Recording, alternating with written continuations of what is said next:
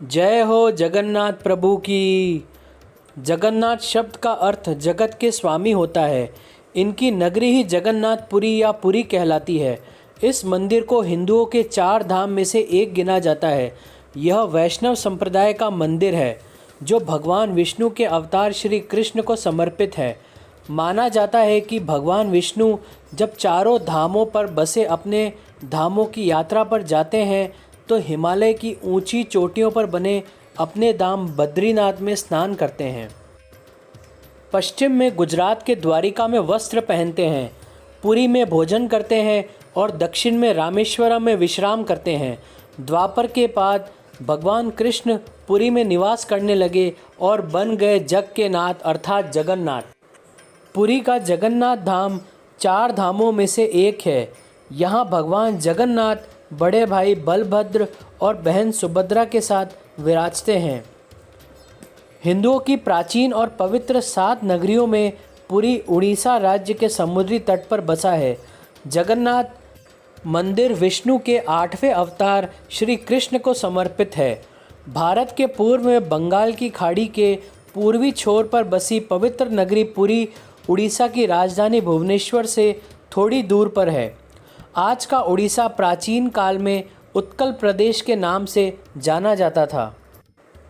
पुराणों में इसे धरती का बैकुंठ कहा गया है। यह भगवान विष्णु के 4 धामों में से एक है। इसे श्रीक्षेत्र, श्री पुरुषोत्तम क्षेत्र, शाक क्षेत्र, नीलांचल, नीलगिरी और श्री जगन्नाथपुरी भी कहते हैं। यहाँ लक्ष्मीपति विष्णु ने तरह तरह की लीलाएं की थी। ब्रह्मा और स्कंद पुराण के अनुसार यहाँ भगवान विष्णु पुरुषोत्तम नील माधव के रूप में अवतरित हुए और सबर जनजाति के परम पूज्य देवता बन गए। सबर जनजाति के देवता होने के कारण यहाँ भगवान जगन्नाथ का रूप कबीलाई देवताओं की तरह है। पहले कबीले के लोग अपने देवताओं की मूर्तियों को काष्ठ से बनाते थे। जगन्नाथ मंदिर में सबर जनजाति के पुजारियों के अलावा ब्राह्मण पुजारी भी हैं। ज्येष्ठ पूर्णिमा से आषाढ़ पूर्णिमा तक सबर जाति के दैतापति जगन्नाथ जी की सारी रीतियां करते हैं। पुराण के अनुसार नीलगिरी में पुरुषोत्तम हरि की पूजा की जाती है। पुरुषोत्तम हरि को यहाँ भगवान राम का रूप माना गया है। सबसे प्राचीन मत्स्य पुराण में लिखा है कि पुरुषोत्तम क्षेत्र की देवी विमला है और यहाँ उनकी पूजा होती है। रामायण के उत्तराखंड के अनुसार भगवान राम ने रावण के भाई विभीषण को अपने इक्ष्वाकु वंश के देवता भगवान जगन्नाथ की आराधना करने को कहा। आज भी पुरी के श्री मंदिर में विभीषण वंदना की परंपरा कायम है। स्कंद पुराण में पुरी धाम का भौगोलिक वर्णन मिलता है। स्कंद पुराण के अनुसार पुरी एक दक्षिणवर्ती शंख की तरह है और यह 5 कोस यानी 16 किलोमीटर क्षेत्र में फैला है। माना जाता है कि इसका लगभग 2 कोस क्षेत्र बंगाल की खाड़ी में डूब चुका है। इसका उदर है समुद्र की सुनहरी रेत जिसे महोदधि का पवित्र जल धोता रहता है। सिर वाला क्षेत्र पश्चिम दिशा में है और जिसकी रक्षा महादेव करते हैं। शंख के दूसरे घेरे में शिव का दूसरा रूप ब्रह्मा कृपाल मोचन विराजमान है। माना जाता है कि भगवान ब्रह्मा का एक सिर महादेव की हथेली से चिपक गया था और वह यहीं आकर गिरा था। तभी से यहाँ पर महादेव की ब्रह्मा रूप में पूजा करते हैं। शंख के तीसरे व्रत में माँ विमला और नाभि स्थल में भगवान जगन्नाथ रथ सिंहासन पर विराजमान है। धार्मिक मान्यता है भगवान भाव के भूखे होते हैं। वह अपने भक्तों में कोई भेद नहीं करते।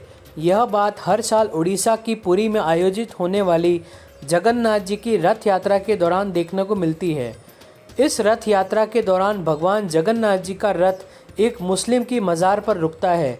यह मुस्लिम भगवान जगन्नाथ जी का अनन्य भक्त था, लेकिन मुस्लिम होने के कारण उसे कभी भी मंदिर में प्रवेश नहीं करने दिया गया।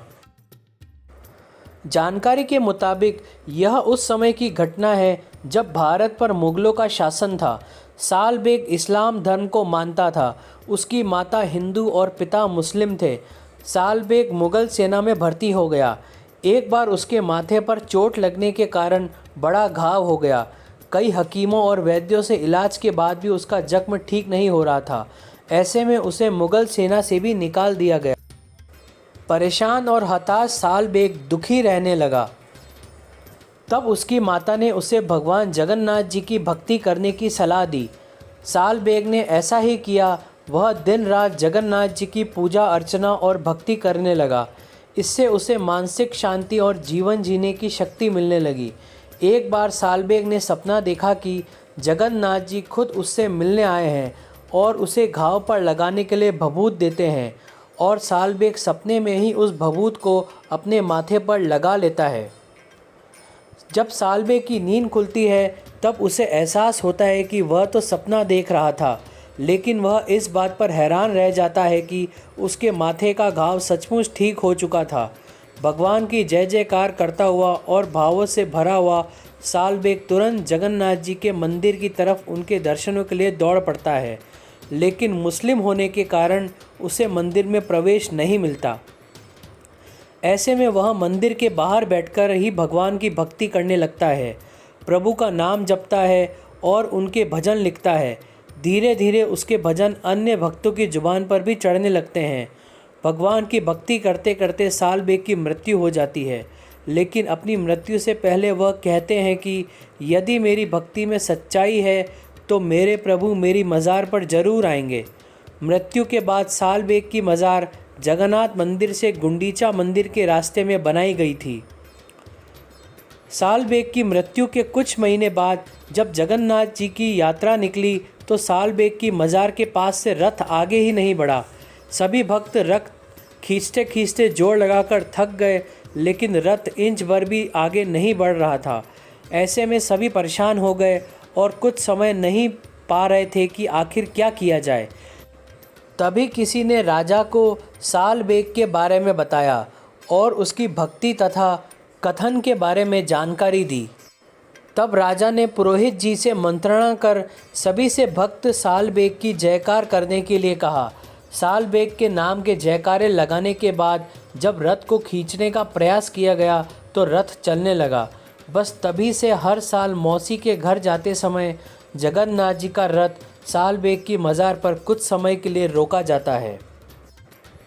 जय हो जगन्नाथ स्वामी की।